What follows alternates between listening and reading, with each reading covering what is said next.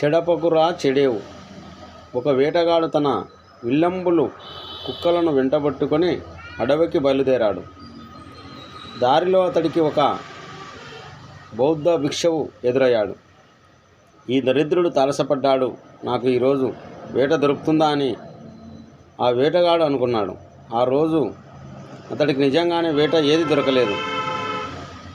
తిరుగు పయనంలో మళ్ళీ అతడికి ఆ భిక్షువు కనిపించాడు. కోపంతో ఊగిపోతూ తన కుక్కలను అతడి మీదకి వదిలాడు. అవి వెంటబడుతుంటే భిక్షువు దగ్గరలో ఉన్న చెట్టు ఎక్కాడు. అక్కడికి చేరిన వేటగాడు అతన్ని రాళ్లతో కొట్టడం మొదలుపెట్టినాడు. ఆ క్రమంలో పైన ఉన్న భిక్షువు కప్పుకున్న వస్త్రం జారి ఆ వేటగానిపై పడింది.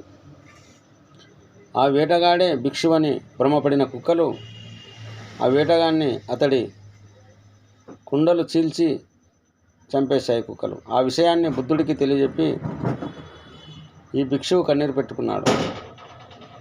ఇందులో నీ తప్పేమీ లేదు, పరులకు ఏ హాని తలపెట్టని నీలాంటి వాడిపైకి కుక్కలను వదిలి ఆ వేటగాడు తన అంతం తానే కొని తెచ్చుకున్నాడని బుద్ధుడు ఊరడించాడు. అనంతరం ఇలా అన్నాడు, 10 మంది మంచి కోరుతూ సన్మార్గంలో పయనించేవాడికి ఎవరైనా అపకారం తలపెడితే అది తిరిగి వారికే తగులుతుంది.